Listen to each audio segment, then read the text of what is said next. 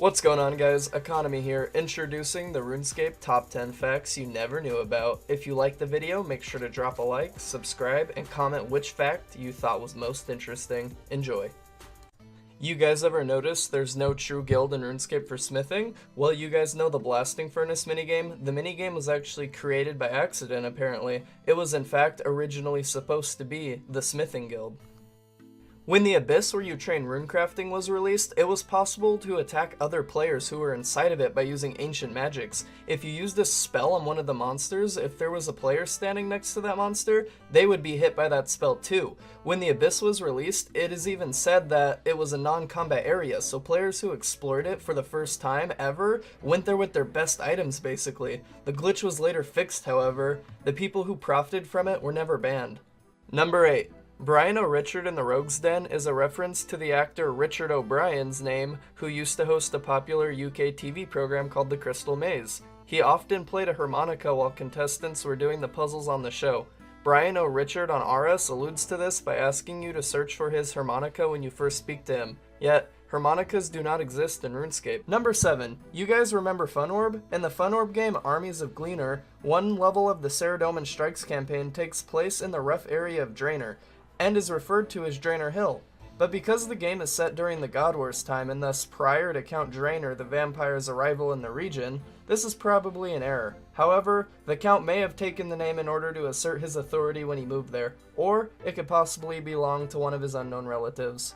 When the Abyssal Whip was first released with the Slayer skill in 2005, the special attack would have a 50% chance of you hitting your max hit on it, or either hitting a 0. This was later updated, being too overpowered, and changed to the special attack that drained run energy that we know and love today. Number 5. To PK or not to PK? Literally, back in the day when the Wilderness had just came to RuneScape Classic, when you made your character, you had the option to choose whether or not you wanted your adventurer to be a player killer or a non-player killer.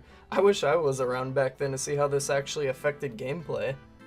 Number 4. The rune essence mine rocks you mine to get the S from actually resemble a wizard's hat, or it could possibly be a three-dimensional symbol of Guthix, since he did after all create all runes, even essence, using the Stone of Jaws in ancient history.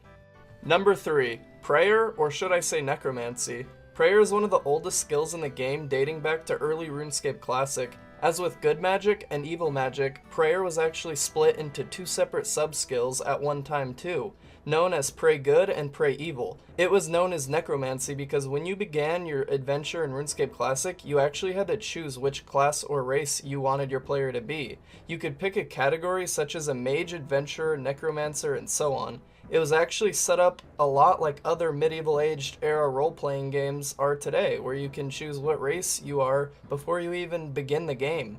Because of the removal of the social classes from RuneScape, however, I assume that's why RuneScape became one of the most popular MMORPGs out there, because of how different and unique it was compared to other games like it. It wasn't until the split skill was finally updated to being just prayer, known what it is today, that it was referenced to, or should I say for, the god of Saradomin. In a quote from issue 13 of the Post Bag from the Hedge, it states something referencing prayer towards Saradomin. It says Saradomin has a great pride upon himself, and his time is mostly spent with listening to the songs of his glories, from the religious and offerings of bones made to him seeking to gain his favor through prayers.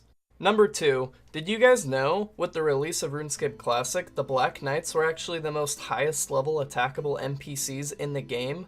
That's quite a big difference going from Black Knights to Jad. Number 1. Do you guys recall that uncooking pot from the random event located in Scape Rune when Evil Bob kidnaps you? Well, you have to uncook a fish to where it's raw and then give it to him, but then what happens if you try to uncook other foods? Apparently, a notification will pop up, like for example if you try cooking, or uncooking I should say, rocktails, it will tell you your uncooking skill must be level 70 before doing that.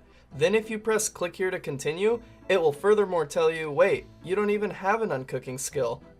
So does that mean the uncooking skill has been confirmed, guys?